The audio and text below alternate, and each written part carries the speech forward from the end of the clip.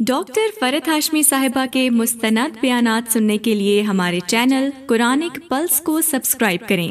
यहाँ कुरान और हदीस की रोशनी में हकीकी रहनुमाई और रूहानी तरक्की के खजाने मिलेंगे। अभी जुड़ें और दीन को गहराई से समझें। अल्लाह ताला ने मोमिनों पर बड़ा एहसान किया जबकि उन्हीं में से एक रसूल भेज दिया जो उनको कुरान पाक की आयत पढ़कर सुनाता है, उनका तज़किया करता है और उनको किताब व हिकमत की तालीम देता है, अगरचे इससे पहले वो ज़ाहिर गुमराही में मुब्तला थे।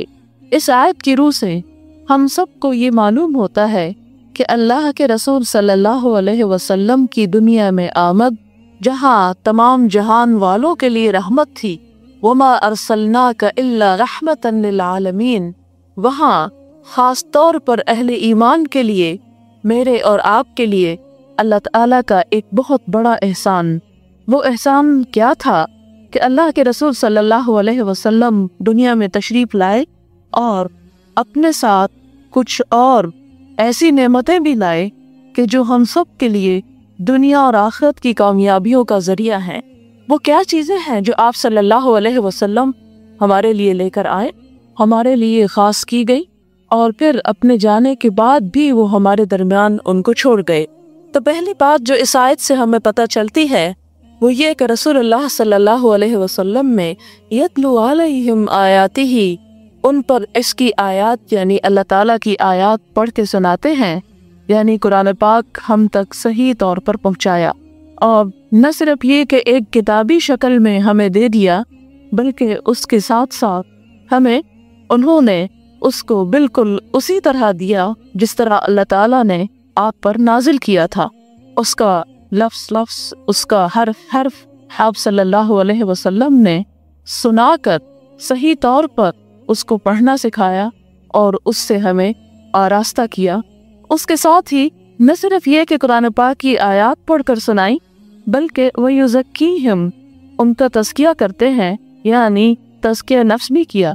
मुसलमानों की, अहले ईमान की अखलाकियात पर खुसूसी तवज्जो दी, उनके अखलाक संवारे, उनके अकायद संवारे, उनके बातन को भी संवारा। वयुअल्लिमुहुमुल किताब, और उन्हें किताब की तालीम दी। और किताब से मुराद कुरान पाक है। पहले तिलावत का जिक्र है और अब तालीम का जिक्र है। तालीम तिलावत से कुछ मुख्तलिफ चीज़ है। तिलावत में तो उसको पढ़ना आ जाता है, जबकि तालीम में उसको सीखना और बाकायदा तौर पर सीखना शामिल है।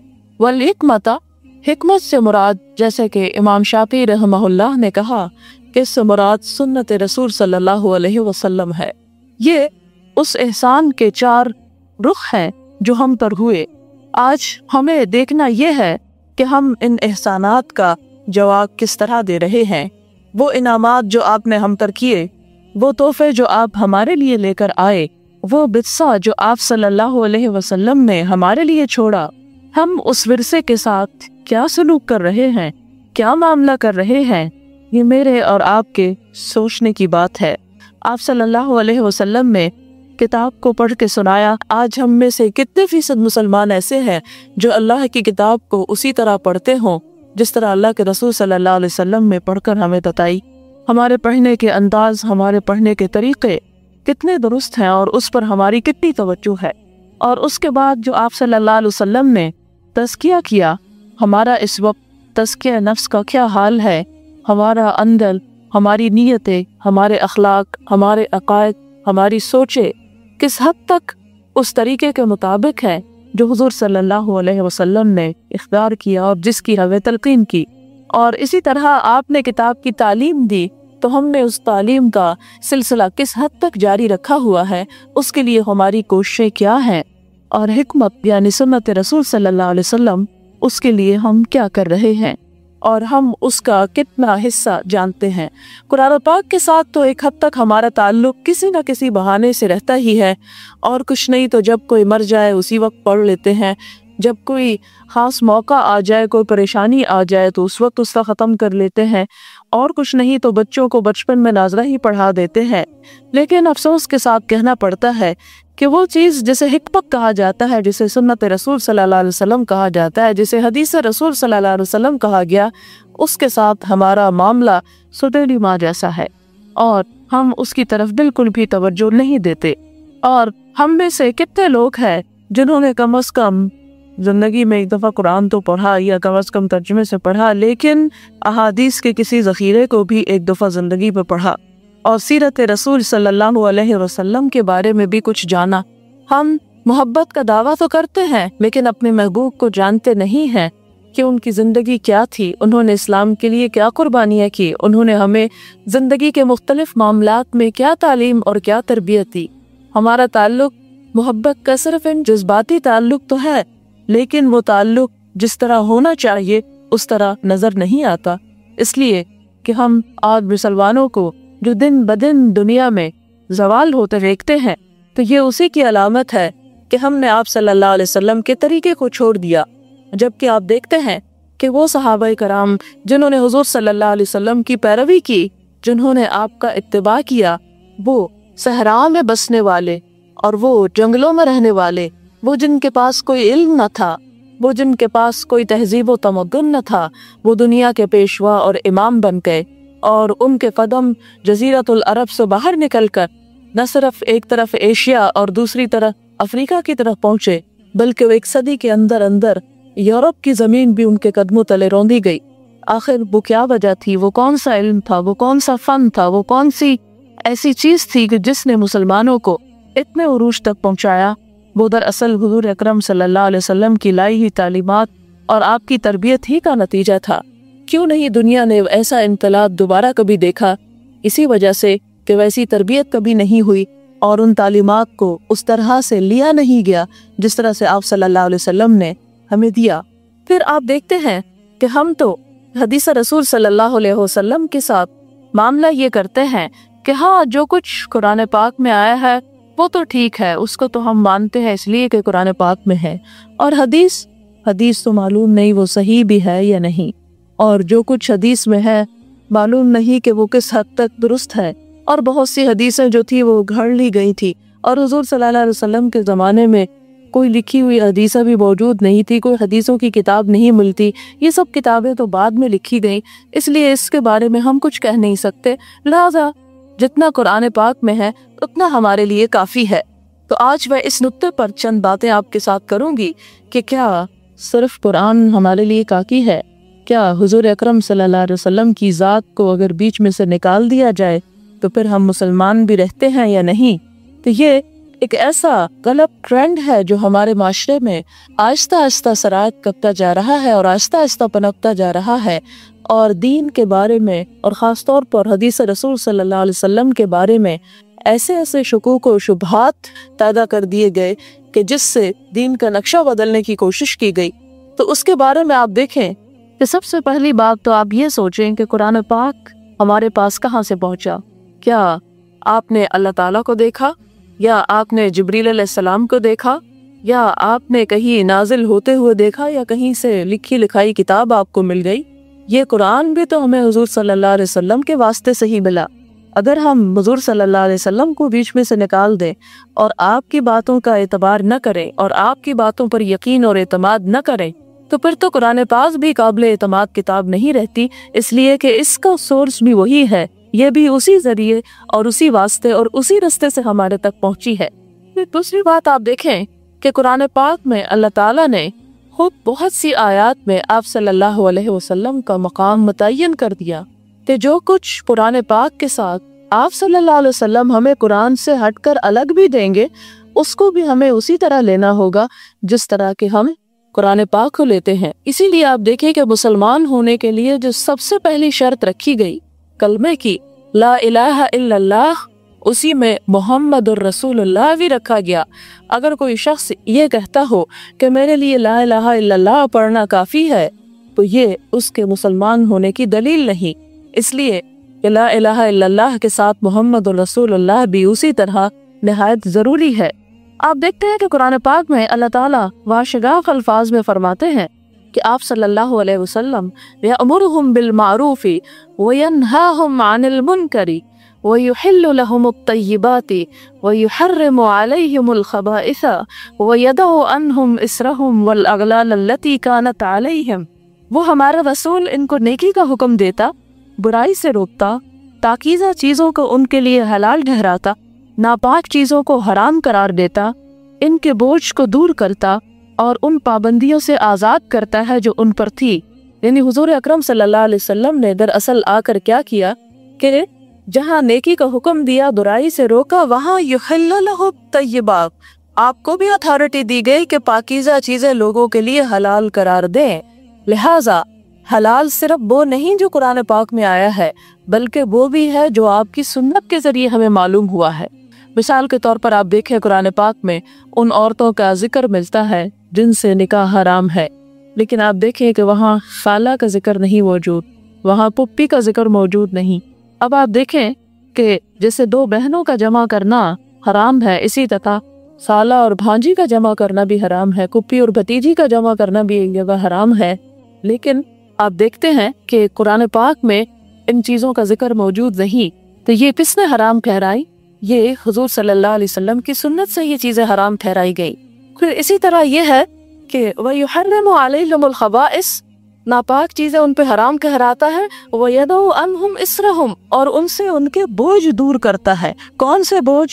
वो जो लोगों ने अपने ऊपर गलत रस्म और रवाज के डाल लिए थे और जिन्हें दीन समझकर वो इख्तियार कर रहे थे, और उन पाबंदियों से उनको आज़ाद करता है जो उन पर थी। इसलिए कि आप देखते हैं कि यहूदियों ने अपने दीन को बहुत सख्त कर लिया था, उनके फ़कीहों ने ऐसी ऐसी मुशगाफियाँ पैदा कर दी थी, जिसकी एक मिसाल आपको देती हूँ कि मिसाल के तौर पर हैज़ के ज़माने में औरत को एक अछूत समझा जाता था, उसको घर के अंदर रहने की इजाज़त न थी, उसे जानवरों की तरह दरबे में बंद कर लिया जाता, उसके हाथ का खाना हराम समझा जाता, और उन्होंने ये सब कुछ दीन के नाम पे कर रखा था। आपने इन सारी जंजीरों को काट डाला। इसीलिए कुरान पाक में लफ्ज़ इस्तेमाल होता है वल अगलाल अल्लती कानत अलैहा, कि उन अगलाल, उन बेड़ियों को, उन तोकों को हटा दिया कि जो लोगों ने दीन के नाम पे अपने ऊपर मुसल्लत कर रखे थे।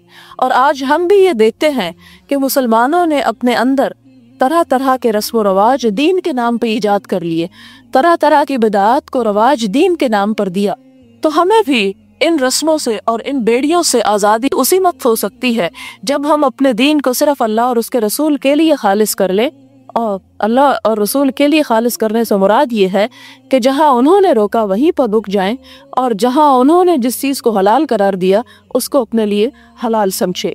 और इसीलिए आप देखते हैं कि कुरान पाक में अल्लाह सुब्हानहू तआला फरमाते हैं वमा आताकुमुर रसूलु फखुदूहु वमा नहाकुम अन्हु फंतहु, कि जो कुछ तुम्हें रसूल अल्लाह सल्लल्लाहु अलैहि वसल्लम देते हैं उसे ले लो, और जिससे वो तुमको रोकते हैं उस चीज़ से रुक जाओ। तो गोया आग का हुक्म हमारे लिए क्या दर्जा रखता है? जैसे अल्लाह का हुक्म है, और जिस तरह आप हम किसी चीज़ को देते हैं कि ये पकड़ लो, तो हमें इसी तरह पकड़ना है गोया कि वो अल्लाह की तरफ से आई है और आप सल्लल्लाहु अलैहि वसल्लम की ज़ाती नहीं। इसलिए कि आप सल्लल्लाहु अलैहि वसल्लम की दो हैसियतें थी, एक तो रसूल और नबी होने की और दूसरी इंसान होने की।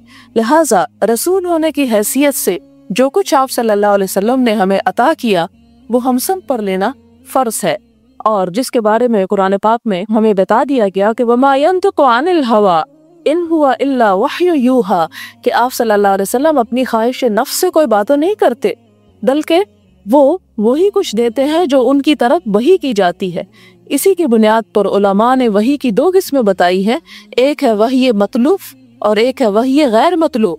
मतलूब का मतलब वो वही जो तिलावत की जाती है यानी कुरान पाक की शक्ल में है, और गैर मतलूब का मतलब है वो वही जिसकी तिलावत नहीं की जाती, वो हदीस रसूल सल्लल्लाहु अलैहि वसल्लम ही की शक्ल में है। और फिर आप देखते हैं कि बार बार कुरान पाक में हमें आप सल्लल्लाहु अलैहि वसल्लम की इताअत का हुक्म दिया गया। इरशाद फरमाया गया कि वह अतीउल्लाह व रसूल लअल्लकुम तुरहमून, अल्लाह की इताअत करो और रसूलुल्लाह की इताअत करो, लअल्लकुम तुरहमून, शायद कि तुम पे रहम किया जाए। यानी अगर तुम अल्लाह ताला की रहमत के मुतलाशी हो तो तुम क्या करो? अल्लाह और रसूल दोनों की इताअत करो।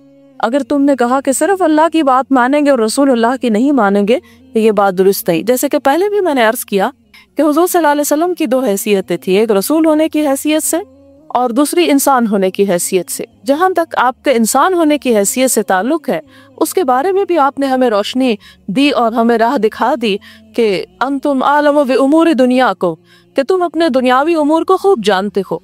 مثال کے طور پر یہ کہ تم ایٹمی بم بناؤ کہ نہ بناؤ، اور تم توپیں اور تم ٹینک تیار کرو یا نہ، تم لڑاکا جہاز تیار کرو یا نہ، تو آپ دیکھیں کہ اس کے بارے میں ایک اصول تو ہمیں قرآن پاک میں دے دیا گیا کہ قوت تیار کرو جیسی بھی ہو دشمنوں کے مقابلے میں، لیکن ان کی دنیاوی جو تشریح ہوگی اور ان کے دنیاوی طریقے پر ان کے جو عمل ہوگا اس کے بارے میں ہمیں آزاد چھوڑ دیا گیا کہ جب تک وہ دین سے ٹکراتی نہیں ان تمام چیزوں میں تمہیں آسانی ہے، آزادی ہے۔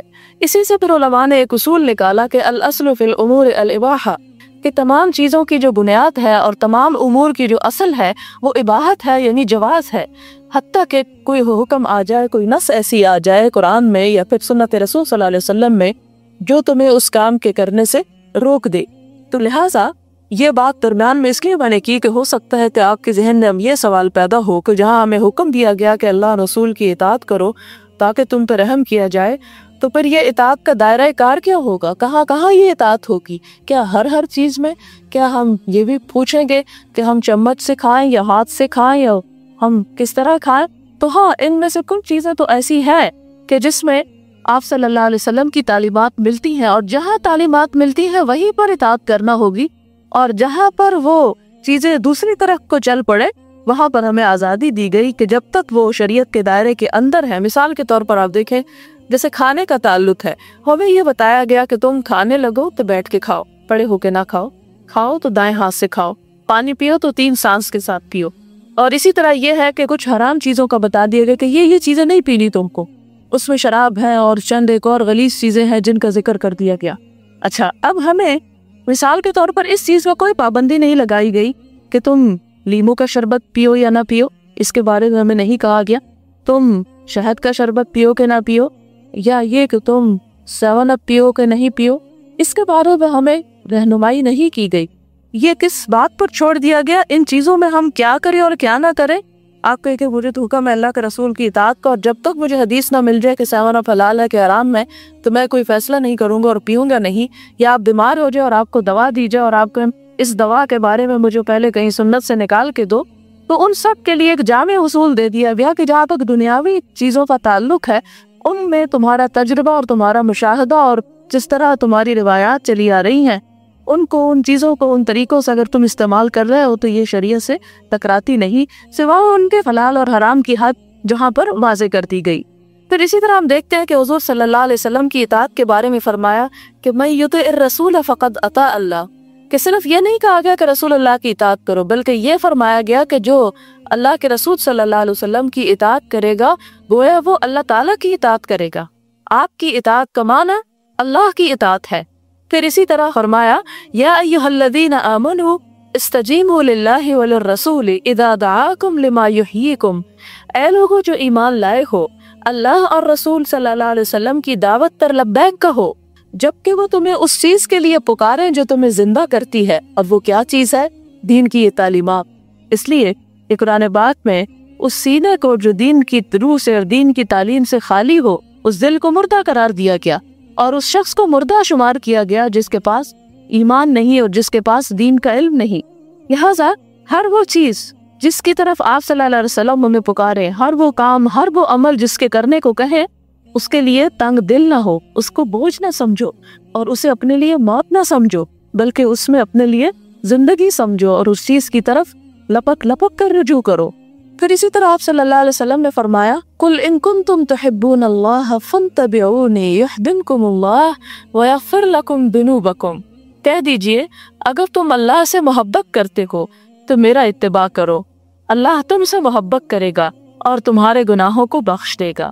اب آپ دیکھیں کہ اللہ کی محبت کو مشروط قرار دے دیا گیا کس چیز سے؟ رسول اللہ صلی اللہ علیہ وسلم کے اتباع سے۔ اور اتباع کیا چیز ہوتی ہے؟ ایک ہوتا ہے اطاعت اور ایک ہے اتباع۔ اطاعت کا معنی ہے جب کوئی حکم آئے تو اس حکم کو مان لینا، اتباع اس سے بھی آگے ہے، اور وہ یہ ہے کہ چاہے حکم آئے یا نہ آئے، صرف آپ کی سیرت اور آپ کے کردار اور آپ کے طرز عمل کو دیکھ کے ویسا طرز عمل اپناتے چلے جانا۔ اور اس کی بہت سی مثالیں ہمیں صحابہ کرام کی زندگی میں ملتی ہیں۔ مثال کے طور پر آپ دیکھیں کہ ایک دفعہ آپ صلی اللہ علیہ وسلم نے انگوٹھی بنوا کر پہن لی تو بہت سے صحابہ کرام نے دیکھا تو انہوں نے بھی بنوا کر پہن لی۔ آپ سے یہ نہیں پوچھا اچھا آپ نے انگوٹھی کیوں پہنی اور اس کے کیا فائدے ہیں، اور یہ کس لیے پہنی، کس موقع اور کس خوشی میں پہنی؟ نہیں، انہوں نے دیکھا کہ آپ نے پہنی تو انہوں نے بھی پہن لی۔ کچھ دن کے بعد اللہ تعالیٰ کی طرف سے شاید حکم آ گیا کہ نہ پہنی جائے، مردوں کے لیے سونا حرام ہو گیا، تو آپ صلی اللہ علیہ وسلم نے جب وہ اتاری تو صحابہ کرام نے بھی آپ کو دیکھتے ہی اتار لی، اور اس میں کوئی تردد اور کوئی مشکل اور کوئی تکلیف محسوس نہ کی۔ کس لیے؟ اس لیے کہ آپ صلی اللہ علیہ وسلم کی اطاعت ہر چیز سے زیادہ ملبوب تھی۔ پھر آپ دیکھیں کہ ایک دفعہ نماز میں آپ صلی اللہ علیہ وسلم نے جوتے اتار دیے۔ جب آپ نے سلام پھیرا تو دیکھا کہ سب میں جوتے اتارے ہوئی۔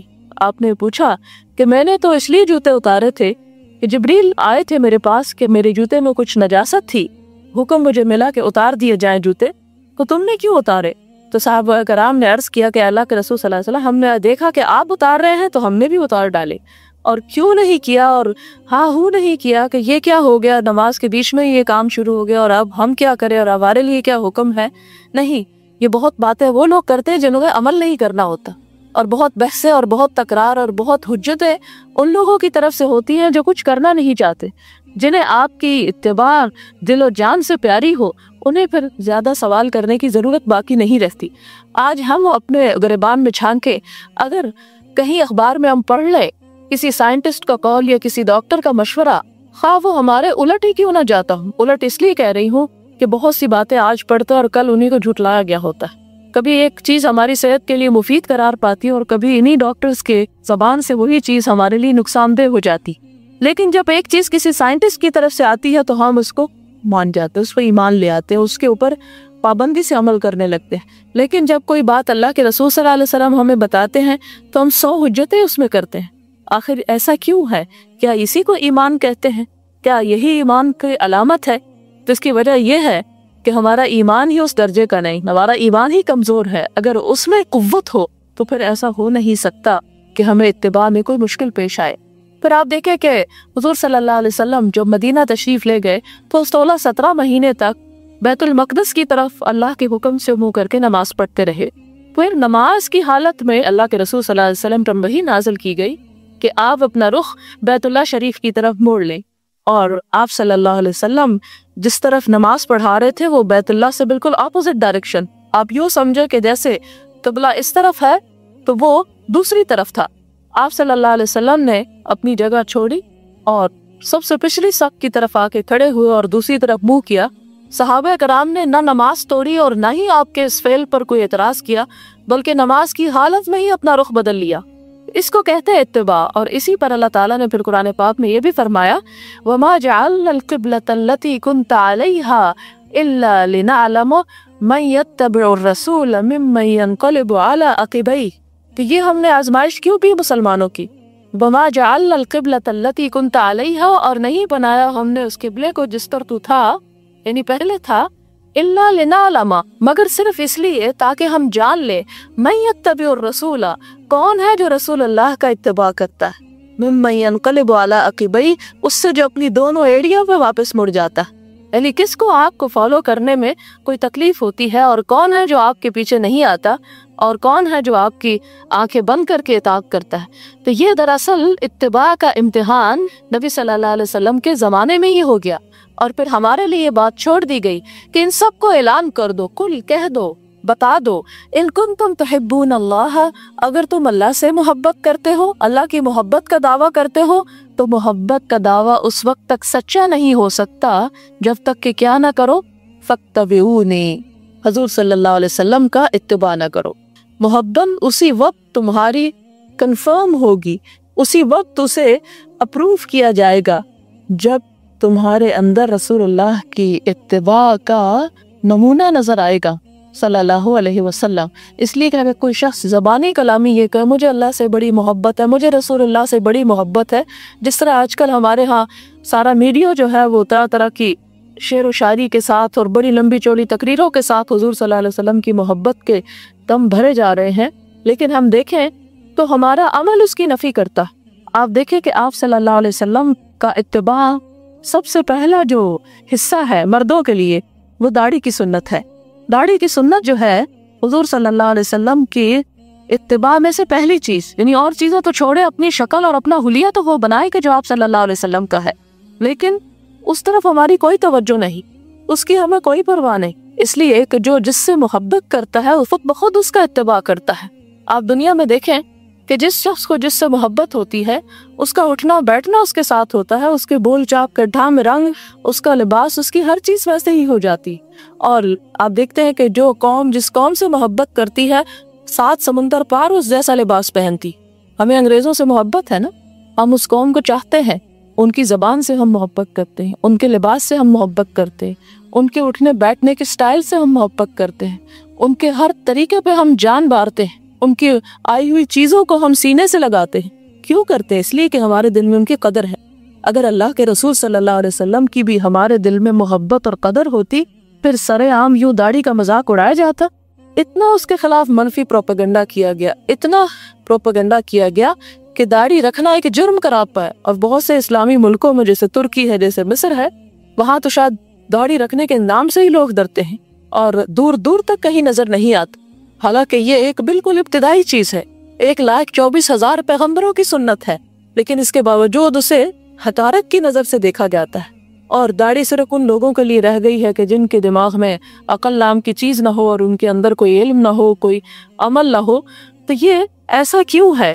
اس لیے ہے کہ حقیقت میں ہم اتباع نہیں کرتے۔ تو اللہ تعالیٰ نے فرمایا کہ اگر تم اتباع کرو گے تو پھر تمہیں کیا ہوگا؟ یحببکم اللہ، اللہ تم سے محبت کرے گا، وَيَغْفِرْ لَكُمْ ذُنُوبَكُمْ، اور تمہارے گناہوں کو بخش دے گا۔ اگر گناہ بخشوانا چاہتے ہو، بخشش چاہتے ہو، رسول اللہ صلی اللہ علیہ وسلم کی شفاعت چاہتے، اب مجھے تو یہی سمجھ نہیں آتی کہ جب ہماری امت کے لوگ اٹھیں گے، مرد حضرات خاص طور پر جب اٹھیں گے اور داڑھی کے بغیر اٹھیں گی، کیونکہ جس حالت میں موت آتی ہے اسی حالت میں اٹھنا ہے، قبر میں جا کے شکل بدل نہیں جائے گی، تو اس حالت میں اٹھیں گے تو آپ صلی اللہ علیہ وسلم انہیں پہچان کے کہیں گے یہ میری امت ہے۔ سوچنے کی بات، انہیں دیکھ کے کہیں گے یہ میری امت ہے۔ کیونکہ ایک شخص نے آپ سے یہ سوال بھی کیا تھا کہ رسول اللہ قیامت کے دن بہت سارے لوگ ہوں گے، آپ کی امت تو بہت بڑی ہوگی، کس طرح آپ ان کو پہچانیں گے دوسری امتوں کے مقابلے میں؟ کیونکہ ساری کی ساری دنیا اکٹھی اٹھ کھڑی ہوگی، ایک ہی حشر کا دن ہوگا، تو آپ کیسے پہچانیں گے اس کو؟ تو اس پر آپ صلی اللہ علیہ وسلم نے فرمایا کہ میں اپنی امت تو ان کے وضو کے اعضاء کے چمکنے کی وجہ سے پہچانوں گا، یعنی وہ ایک علامت ہوگی ان کی۔ تو اسی میں آپ دیکھیں کہ جو ظاہری اتباع کی چیزیں ہیں اسے اس سے بھی پہچانیں گے کہ یہ میری امت ہے اور یہ میرے سے انکاری امت ہے، کیونکہ یہ شعار کس کا ہے؟ ان امتوں کا ہے جو مسلمان نہیں ہیں۔ لہٰذا بہت سے لوگ اس بات پر بہت زور دیتے ہیں کہ نہیں، دل اچھا ہونا چاہیے، نیتیں درست ہونی چاہیے، ظاہر سے کیا فرق پڑتا، ظاہر جیسا بھی ہو۔ تو آپ دیکھیں کہ حضور صلی اللہ علیہ وسلم میں صرف نیت کو نہیں سنوارا، عاطف کو بھی بہت سنوارا، اور اس کی ایک بہت بڑی مثال یہ ہے کہ آپ دیکھیں کہ قرآن پاک میں سورۃ لقمان آپ پڑھیں تو اس میں چند ایک تعلیمات ایسی آتی ہیں کہ جس میں آتا ہے کہ وَلَا تُسَعِّرْ خَدَّكَ لِلنَّاسِ وَلَا تَمْشِ فِي الْأَرْضِ مَرَحًا، کہ تم لوگوں سے منہ پھیر کے بات نہ کرو اور تم اکڑتے ہوئے مت چلو۔ اب آپ خود سوچیں کہ چال انسان کے اندر ہے کہ باہر ہے؟ چہرہ جو ہے باہر ہے کہ اندر ہے؟ باہر ہے، تو باہر ظاہر کو درست کرنے کا حکم دیا گیا۔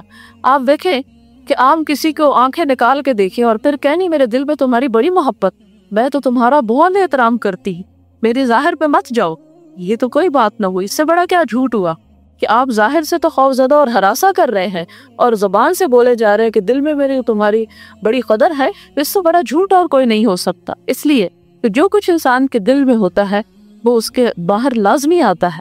آپ دیکھیں کہ بیج جب آپ ڈالتے ہیں زمین کے اندر تو ایسا نہیں ہوتا کہ وہ گری رہ جائے، اگر زمین زرخیز ہے تو لازمی طور پر اس سے کچھ نہ کچھ پھوٹتا ہے، نکلتا ہے۔ اور کیا نکلتا ہے؟ اگر آپ کیکر کا بیج ڈالیں گے تو کیکر نکلے گا، آم کی گٹلی بوئیں گے تو آم کا پودا نکلے گا، گلاب بوئیں گے تو پھول نکلے گے۔ تو اسی طرح اگر انسان کے اندر نیت اچھی ہے، انسان کے دل میں اللہ کے رسول صلی اللہ علیہ وسلم کی محبت ہے، تو پھر ہو نہیں سکتا کہ انسان کا ظاہر جو اس کے خلاف چلتا چلا جائے۔ لہٰذا اللہ تعالیٰ نے ایک بہت بڑا امتحان رکھ دیا کہ اگر تمہیں مجھ سے محبت کا دعویٰ ہے تو جاؤ اللہ کے رسول صلی اللہ علیہ وسلم کی زندگی دیکھو، وہاں پڑھو، وہاں نظر کرو، ان کی تعلیمات پہ غور کرو اور اس پہ عمل کر کے آؤ۔ جب تم اس حلیے میں آؤ گے جو میرے حبیب کا ہے اور جس کے بارے میں قرآن پاک میں یہ بھی فرمایا گیا لَقَدْ كَانَ لَكُمْ فِي رَسُولِ اللَّهِ أُسْوَةٌ حَسَنَةٌ، کہ تمہارے لیے اللہ کے رسول صلی اللہ علیہ وسلم کی زندگی بہترین نمونہ ہے۔ لمن کان یرجو اللہ والیوم الآخر، جو اللہ اور یوم آخر پر امید رکھتا ہے اس دن ملاقات کی، تو ان کے لیے اللہ کے رسول صلی اللہ علیہ وسلم کو نمونہ ہی دراصل نمونہ ہے۔ تو ہمیں کیا کرنا ہے؟ اس نمونے کے مطابق اپنے آپ کو ڈھالنا ہے۔ لیکن افسوس کی بات تو یہ ہے کہ ہم نے کبھی پڑھا ہی نہیں آپ کے بارے میں۔ مجھے یاد ہے پچھلے سال یعنی ربیع الاول کے موقع پر آپ کو ایک گزارش کی تھی کہ اس سال کے اندر کم از کم ایک سیرت کی کتاب ضرور، معلوم نہیں کتنے لوگوں نے اس کو پڑھا، ایک حدیث کی کتاب ضرور پڑھ جائیں۔ اور اگر ہم صرف اپنی زندگی کو تھوڑا سا آرگنائز کریں کہ دن میں 5 حدیثیں پڑھنے کی عادت ڈالیں، سیرت کے کتاب کے 5 صفحے روز پڑھ لیں، زیادہ سے زیادہ ہم سے آدھا گھنٹہ لگ جائے گا ان کاموں، جہاں ہم 23.5 گھنٹے اور کام کرتے ہیں، آدھا گھنٹہ رسول اللہ صلی اللہ علیہ وسلم کے لیے وقف کر دیں، ان سے محبت کے اظہار میں وقف کر دیں، تو کوئی بہت بڑی مشکل بات نہیں۔ آپ دیکھیں کہ جس بھی چیز کا اتباع کرنا ہو، جس بھی چیز کو فالو کرنا ہو، تو پتہ ہونا چاہیے کہ وہ چیز خود کیا ہے۔ اب آپ دیکھیں کہ جب تک آپ کو علم نہیں، آپ اس راستے پہ جا نہیں سکتے۔ اب مثال کے طور پر آپ دیکھیں کہ آپ کہیں جانا چاہتے ہیں، یہاں سے آپ پنڈی جانا چاہتی، آپ کو راستے کا علم ہے تو آپ کے لیے وہاں جانا کوئی مشکل نہیں۔ لیکن اگر آپ نے سے کسی خاتون کو اس جگہ کا علم نہیں، اس نے آپ کسی کے گھر جانا چاہتے ہیں اور آپ کو راستہ نہیں آتا، تو کیا ہوگا؟ نکلتے وہ ڈریں گے نا، اور بھٹکتے بھٹکتے معلوم نہیں پہنچے کہ نہ پہنچی۔ لیکن جب آپ کو پتہ ہوگا، کوئی آپ کو گمراہ نہیں کر سکتا، کہیں آپ کو ڈر نہیں لگے گا، چاہے رات ہو، آپ کو پتہ ہو فلاں جگہ مجھے جانا ہے اور آپ آرام سے اس جگہ پہنچ جائیں گی۔ اسی طرح اگر اللہ کے رسول صلی اللہ علیہ وسلم کے بارے میں ہم جانتے ہوں گے، ان کی سیرت کا ہمیں علم ہوگا، ان کی سنت کا ہمیں علم ہوگا، تو پھر ہمیں کوئی بھٹکا نہیں سکتا۔ آج کل ہمارے ہاں گمراہی اسی لیے زیادہ، کوئی کچھ کر رہا تو کوئی کچھ کر رہا، ہماری قوم میں تفرقہ ہے، اختلافات ہے۔ کس لیے ہے؟ اس لیے ہے کہ ہر کوئی اپنی بولی بول رہا۔ یہ بولیاں مختلف کیوں ہیں؟ اس لیے کہ ہم حقیقی علم حاصل نہیں کرتے، ہم اصل نصوص کی طرف نہیں جاتے، ہم حقیقت کا علم حاصل نہیں کرتے، صرف سنی سنائی پر زیادہ کام دھرتے۔ اور اس میں بھی آپ دیکھیں کہ آپ مہینے میں 1 دفعہ آ جاتا ہے یا اس کے علاوہ کہیں اور چلے جاتے، سنی سنائی باتوں پہ عمل کرتے۔ حالانکہ چاہیے تو یہ کہ آپ خود کتاب لیں، خود آپ پڑھیں، قرآن پاک آپ خود بھی پڑھیں، سورت رسول صلی اللہ علیہ وسلم کو خود پڑھ کے دیکھیں، آپ حدیث کی کتاب کو خود پڑھ کے دیکھیں، تاکہ آپ کو عین الیقین آئے، آپ کی آنکھیں بھی دیکھیں، آپ کا دماغ بھی سوچے، اور پھر آپ اس کے اوپر عمل بھی کر سکیں۔ پھر آپ دیکھیں کہ احکام رسول صلی اللہ علیہ وسلم کی خلاف ورزی سے منع کرتے ہوئے فرمایا فَلْيَحْذَرِ الَّذِينَ يُخَالِفُونَ عَنْ أَمْرِهِ أَن تُصِيبَهُمْ فِتْنَةٌ أَوْ يُصِيبَهُمْ عَذَابٌ أَلِيمٌ۔ جو لوگ رسول صلی اللہ علیہ وسلم کے احکام کی خلاف ورزی کرتے ہیں، ذرا سنیں غور سے کہ جو لوگ حضور صلی اللہ علیہ وسلم کے احکامات کی خلاف ورزی کرتے، خلاف ورزی کیا ہوتا ہے؟ وہ چیز نہیں مانتے جو آپ نے حکم دی، انہیں ڈرنا چاہیے۔ کس بات سے ڈرنا چاہیے؟ کہ وہ کسی آزمائش میں نہ مبتلا ہو جائیں، کہ کوئی ان پہ آفت نہ ٹوٹ پڑے، یا انہیں دردناک عذاب نہ پہنچ جائے، کہیں اللہ تعالیٰ کی ان پہ پکڑ نہ آ جائے۔ یہ جان بوجھ کر رسول اللہ صلی اللہ علیہ وسلم کی سنتوں کی مخالفت کرتے ہیں اور آپ کے حکم کی نافرمانی کرتے ہیں۔ پھر اسی طرح ایک اور جگہ پر آپ کے احکام کی خلاف ورزی کو کفر قرار دیا، چھوٹی سی بات بھی نہیں۔ قرآن پاک میں ارشاد ہے قُلْ أَطِيعُوا اللَّهَ وَأَطِيعُوا الرَّسُولَ، کہہ دیجئے اطاعت کرو اللہ کی اور اطاعت کرو رسول اللہ کی صلی اللہ علیہ وسلم۔ فَإِن تَوَلَّوْا فَإِنَّ اللَّهَ لَا يُحِبُّ الْكَافِرِينَ، پھر اگر تم منہ موڑتے ہو، بات نہیں مانتے، تو یقیناً اللہ تعالیٰ ایسے کافروں سے کوئی محبت نہیں کرتا۔ اللہ کو وہی لوگ محبوب ہیں جو اس کے حبیب کی اتباع کرتے ہیں، اس کی بات مانتے ہیں، اس کے نقش قدم پہ چلتے ہیں۔ مزید فرمایا وَمَا كَانَ لِمُؤْمِنٍ وَلَا مُؤْمِنَةٍ اذا قضى الله ورسوله امرا ان يكون لهم الخيرة من امرهم، کہ کسی مسلمان مرد اور عورت کے لیے یہ جائز ہی نہیں۔ اب یہاں مرد کے ساتھ عورت کا بھی لفظ آیا ہے۔ کیا جائز نہیں؟ کہ جب اللہ اور اس کا رسول کسی بات کا فیصلہ کرے تو انہیں کوئی اختیار بھی باقی رہے، اور جو اللہ اور رسول کی نافرمانی کرے تو وہ بہت بری طرح گمراہ ہو گیا، کھلم کھلا گمراہ ہو گیا۔ 2 باتیں اس میں۔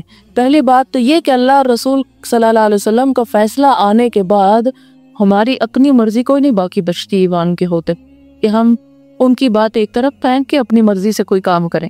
مثلاً وہ ہمیں حکم دیں کہ تم نماز پڑھو اور ہم جا کے سو جائیں، یا وہ ہمیں حکم دیں کسی بھی چیز کے ادا کرنے کا، کسی ذمہ داری کے، جیسے والدین کے حقوق، اولاد کے حقوق، رشتہ داروں کے حقوق، اور ہمیں نہیں پرواہ کسی کی، ہم کسی کو جوتی کی نوک پہ بھی نہیں رکھتے، کہتے ہیں نا لوگ۔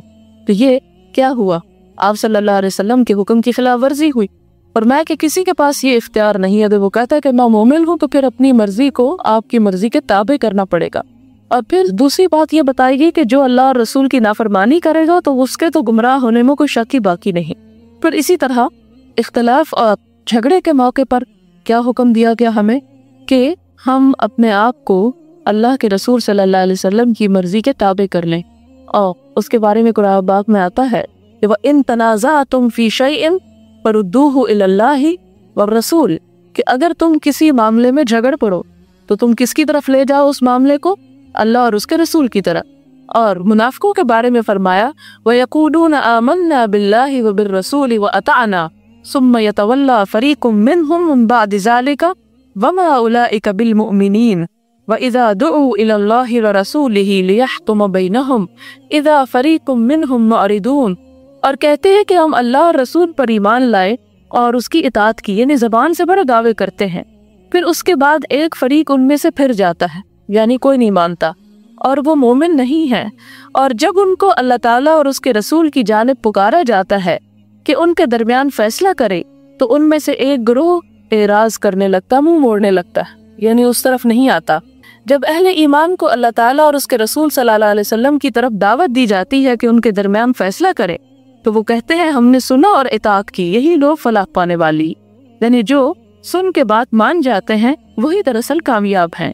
مزید یہ فرمایا ایمان والے وہ ہیں جو اللہ اور اس کے رسول صلی اللہ علیہ وسلم پر یقین لائے اور جب اس کے ساتھ کسی جمع ہونے کے کام میں ہوتے ہیں تو اس سے اجازت لیے بغیر نہیں جاتے۔ جو لوگ تجھ سے اجازت طلب کرتے ہیں وہ وہی ہیں جو اللہ اور اس کے رسول کو مانتے ہیں۔ جب آپ سے کسی کام کے لیے اجازت مانگے پھر جس کو چاہے اجازت دے دے اور اللہ سے ان کے لیے مغفرت طلب کرے، بے شک اللہ تعالیٰ بخشنے والا مہربان ہے۔ پھر اسی طرح آپ دیکھتے ہیں کہ قرآن پاک میں ہمیں جامع احکامات دے دیے گئے، مثلاً ہمیں بار بار حکم دیا گیا کہ نماز پڑھو، لیکن یہ نہیں بتایا گیا کیسے پڑھو۔ تو ہمیں اب کیا کرنا ہوگا پڑھنے کے لیے؟ اللہ کے رسول صلی اللہ علیہ وسلم کی طرف دیکھنا ہوگا کہ آپ کیسے پڑھتے تھے۔ اس کے لیے آپ صلی اللہ علیہ وسلم نے خود بھی حکم دیا صلو کما رأیتمونی اصلی، نماز اسی طرح پڑھو جیسے میں پڑھتا۔ لیکن اگر کوئی شخص اس میں اپنی مرضی داخل کر لیتا ہے، جیسے 4 رکعتوں کو 5 بنا لیتا ہے یا 3 بنا لیتا ہے، تو وہ دراصل کیا کر رہا ہے؟ کہنے کو تو نماز پڑھ رہا ہے لیکن نافرمانی کر رہا اور وہ اطاعت سے منہ موڑ رہا، اور اس کی یہ نماز چاہے 4 کے بجائے 5 پڑھے وہ قابل قبول نہیں ہے۔ اسی طرح حج کے بارے میں آپ صلی اللہ علیہ وسلم نے فرمایا خُذُوا عَنِّی مَنَاسِکَکُم، مجھ سے اپنے مناسک کے حج سیکھو، لے لو۔ اور ہم دیکھتے ہیں کہ حضور اکرم صلی اللہ علیہ وسلم کی یہ اطاعت صرف آپ کی زندگی بھر کے لیے نہ تھی، بلکہ زندگی کے بعد بھی ہم سب کو یہی حکم دیا گیا کہ ہم آپ صلی اللہ علیہ وسلم کی اطاعت کریں، جیسا کہ حدیث رسول صلی اللہ علیہ وسلم میں بھی آپ نے فرمایا کہ ترکت فیکم امرین، میں تمہارے درمیان 2 باتیں چھوڑ کے جا رہا ہوں، یعنی خود تو جا رہا ہوں، 2 چیزیں چھوڑ کے جا رہا ہوں۔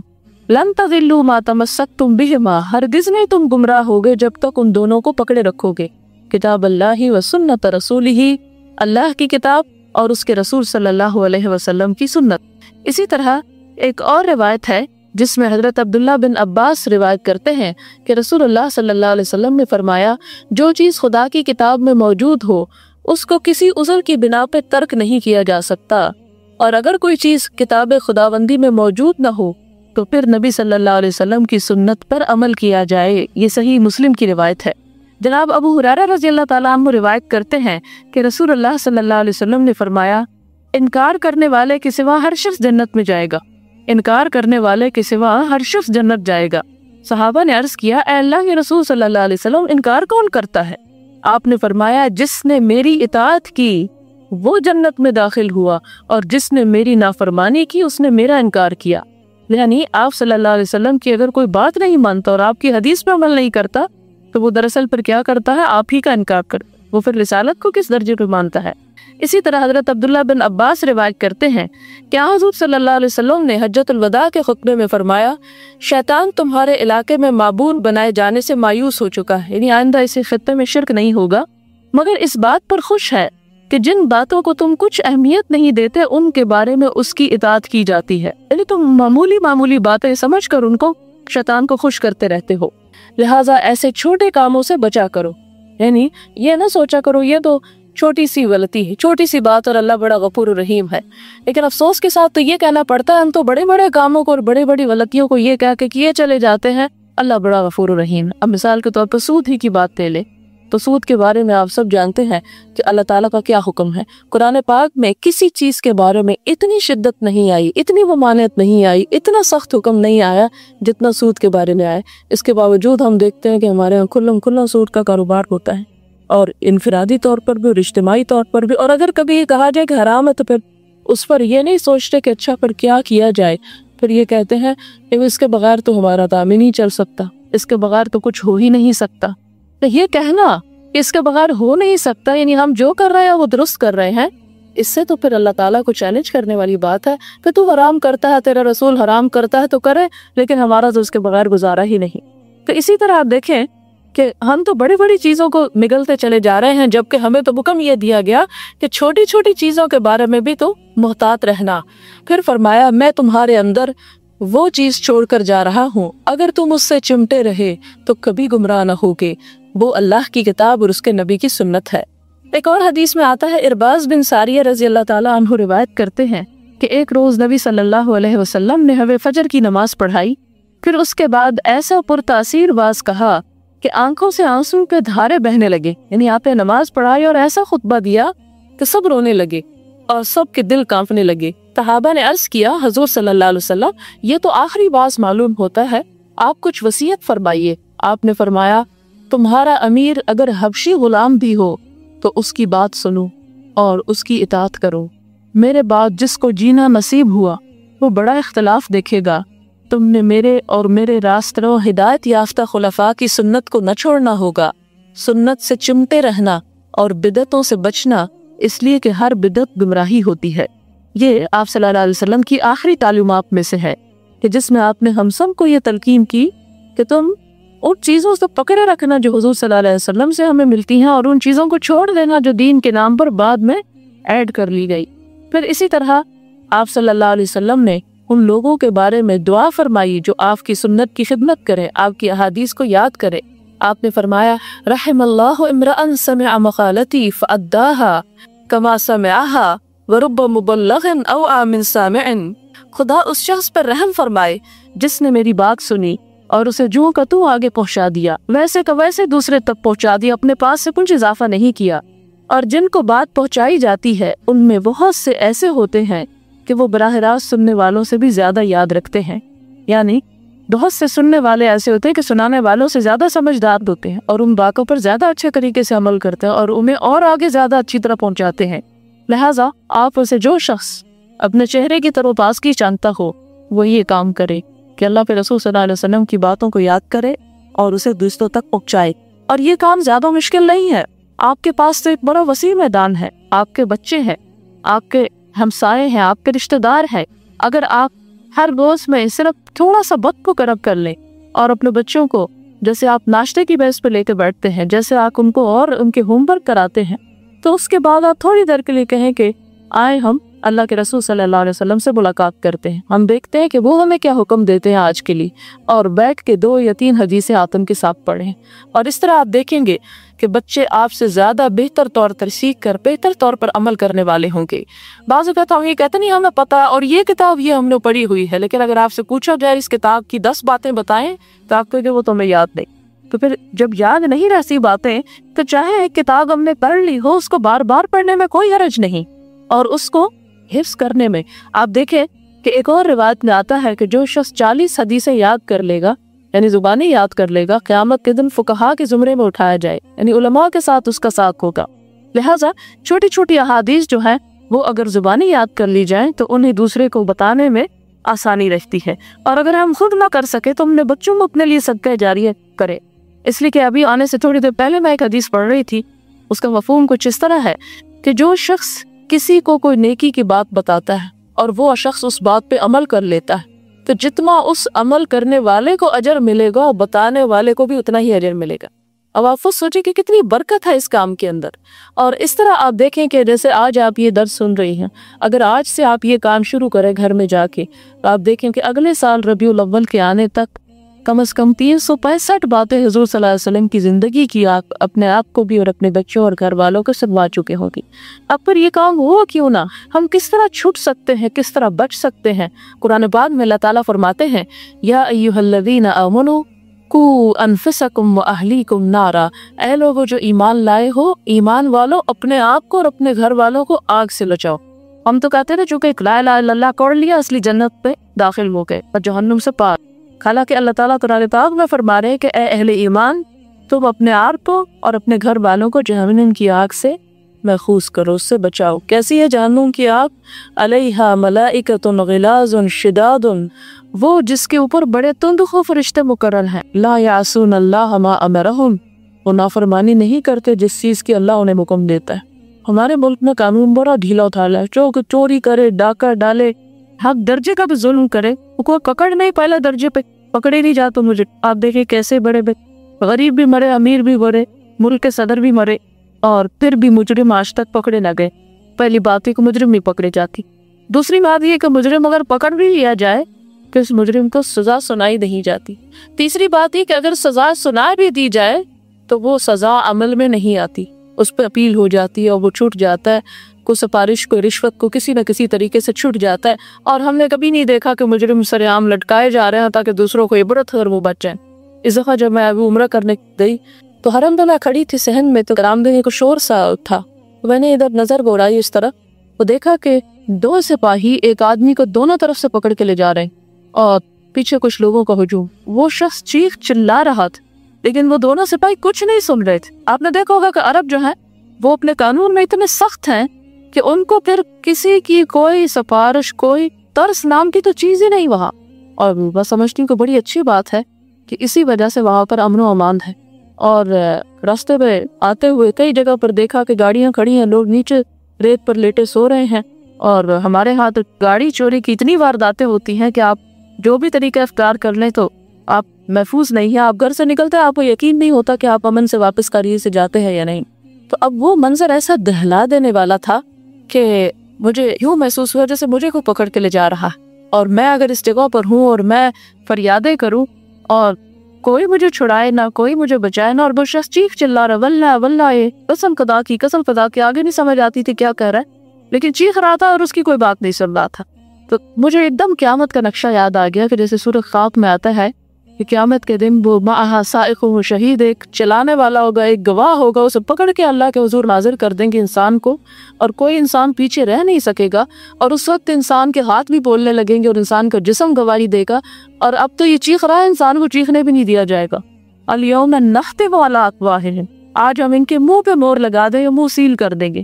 تو ایسی صورت میں انسان بچ کے کہاں جائے گا؟ کیونکہ ہمارا ماحول معاشرہ ڈھیلا ڈالا نا، اس لیے ہمارا عقیدہ بھی ویسا ہی ہو گیا، ہماری سوچ بھی ویسے ہی ہوگی۔ ہم کہتے نہیں اللہ چھوڑ دے گا، وہ بچا لے گا، وہ چھڑا لے گا۔ دیکھو دنیا میں نہیں سفارش سے چھٹ جاتے تو وہاں بڑے بزرگ نیک لوگ ہماری سفارش کر دیں گے اور ہم تار ہو جائیں گے۔ تو ہم نے جو دنیا میں ارد گرد دھاندلی دیکھتے ہیں، اللہ کے بارے میں بھی وہی تصورات قائم کر رکھی، حالانکہ جہاں کے قانون سخت ہے۔ پچھلی دفعہ جب میں گئی تو مجھے ایک ہاتھ کٹا شخص نظر آیا۔ چوری کی سزا قرآن پاک میں اور بہت دفعہ سنی کہ ہاتھ کاٹنا ہے، لیکن کبھی بھی اس کے بارے میں ایسی پڑھ کے وہ دہشت نہیں ہوئی۔ وہ بس یہ ہے کہ سارے کو تو فقط ایدیہما، چور اور چورنی دونوں کے ہاتھ کاٹ دو، عورت ہو کے مرد پرواہ نہ کرو، ہاتھ کاٹو تاکہ دوسروں کو دیکھ کے عبرت ہو کہ ہم نے چوری نہیں کرنی۔ وہ ایک سبق ہو چلتا پھرتا، قرآن تو کوئی کھول کے پڑھے گا نا، ایسا شخص معاشرے میں گھومتا ہوا نظر آئے گا اور دکھائے گا کہ دیکھو خدا کا حکم کیا ہے۔ تو وہ جب میں نے اس کا کٹا ہوا ہاتھ دیکھا تو اس دن جو مجھے ایک طرح سے دہشت میرے دل میں بیٹھی کہ اتنی بڑی سزا ہے چوری کی۔ تو اسی طرح جو بھی دیکھتا ہے وہ سوچتا ہے، تو اگر کسی کے ذہن میں کوئی خناس گھسا ہو بھی ہو کہ چوری کرنے کا کوئی پلان بھی کر رہا اور ایسی ایک دو مثالیں نظر آ جائیں تو وہی کھڑے ہو کے توبہ کر لے۔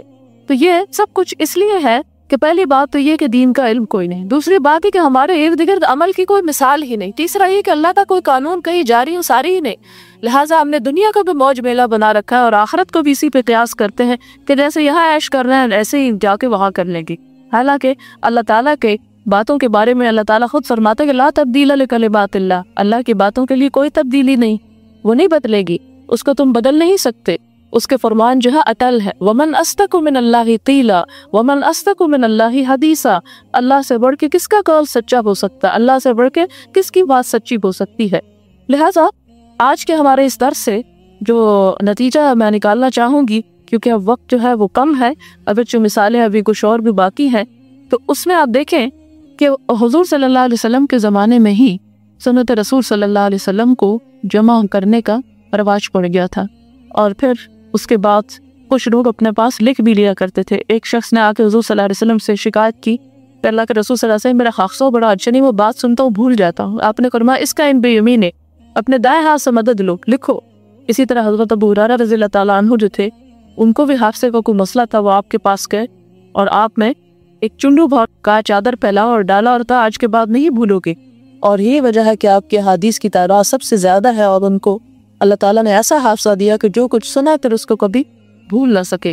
اور اسی طرح نہ صرف یہ کہ مرد بلکہ عورتوں کو بھی حکم دیا گیا۔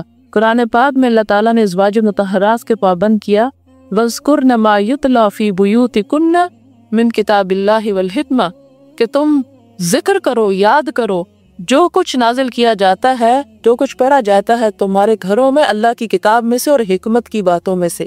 یعنی صرف مردوں کو نہیں چھوڑا گیا، عورتوں کو حکم دیا گیا کہ وہ بھی کیا کرے، اللہ کی کتاب کے ساتھ اپنے گھروں میں حدیث پڑھنے کا تذکرہ اور ذکر جاری رکھیں۔ تو اگر ازواج مطہرات کو یہ حکم ہے تو کیا ہم عورتوں کے لیے نہیں ہے کہ وَاذْكُرْنَ مَا يُتْلَى فِي بُيُوتِكُنَّ، کہ اپنے گھروں میں تلاوت کی جانے والی آیات کا بھی ذکر کرو، مذاکرہ کرو، انہیں یاد کرو، انہیں پڑھو، انہیں سمجھو، اور حکمت کو بھی۔ یہ ہمارے لیے دو چیزیں ایسی ہیں کہ اگر ہم ان کو پکڑے رکھیں گے اور اگر ہم ان کو پڑھ کے ان کے مطابق اپنی اولاد کو تعلیم و تربیت کریں گے۔ آپ دیکھیں کہ جب ایک بچہ بولنا سیکھتا ہے، جب ایک بچہ بات سمجھنا سیکھتا ہے، آپ اس کو چھوٹی چھوٹی باتیں سکھانا شروع کر دیں، بھلا کیوں نہیں ہوگا کہ جب تک وہ پوری سمجھ کو پہنچے، اس کا دماغ ایک درست سوچ اور ایک درست لائن پر وہ لگ چکا ہو۔ لیکن ہم مائیں ہی دراصل مجرم ہیں کہ غفلت اختیار کرتی ہیں۔ اللہ تعالیٰ نے تو بندوں کو فطرت اللہ التی فطر الناس علیہا، کہ وہ اللہ کی فطرت اور وہ اصل طبیعی نیچرل دین جس پر اللہ نے سب بندوں کو پیدا کیا ہے، ہر ایک کے اندر خیر ہے۔ ہم اس کے اوپر، جیسے کہ آپ صلی اللہ علیہ وسلم نے فرمایا، کل مولود یولد علی الفطرہ، ہر مولود جو ہے فطرت کے پیدا کیا جاتا ہے، فابواہ یحودانی و ینصرانی، اس کے ماں باپ اسے یہودی یا عیسائی بنا دیتے ہیں۔ تو ہم اپنے بچوں کو ایک حد تک خود گمراہ کر دیتے ہیں۔ لہذا ضرورت اس بات کی ہے کہ ہم یہاں سے اٹھیں تو یہ عہد لے کر اٹھیں کہ ہم انہیں کچھ نہ کچھ اوتھینٹک نالج ضرور دیں گے، صرف سنی سنائی باتیں اور صرف وہمی باتیں اور صرف خرافاتی باتیں نہیں اور جھوٹی ووٹی کہانیاں نہیں، بلکہ صاف ستھری اللہ کے رسول صلی اللہ علیہ وسلم کی سیرت اور سنت کا مطالعہ۔ آپ دیکھیں بچوں کو کہانیاں سے کتنا شوق ہوتا ہے، پیغمبروں کی کہانیاں، تو حضور صلی اللہ علیہ وسلم کی سیرت کے مختلف واقعات آگے پڑھ کے سنائیں تو آپ دیکھیں کہ وہ بہت زیادہ دلچسپی لیں گے اور بخود ان کے دلوں میں اللہ کے رسول صلی اللہ علیہ وسلم کی محبت پیدا ہوگی، اس لیے کہ ہمارا ایمان اس وقت تک مکمل نہیں ہو سکتا جب تک ہمارے دلوں میں آپ کی محبت نہیں۔ تو اللہ تعالیٰ ہمارے دلوں میں وہ چیز پیدا کر دے۔ وآخر دعوانا الحمدللہ رب العالمین۔ سبحانک اللہم وبحمدک، نشہد ان لا الہ الا انت، نستغفرک ونتوب الیک۔ والسلام علیکم ورحمۃ اللہ وبرکاتہ۔ ڈاکٹر فرحت ہاشمی صاحبہ کے مستند بیانات سننے کے لیے ہمارے چینل قرآنک پلس کو سبسکرائب کریں۔ یہاں قرآن و حدیث کی روشنی میں حقیقی رہنمائی اور روحانی ترقی کے خزانے ملیں گے۔ ابھی جڑیں اور دین کو گہرائی سے سمجھیں۔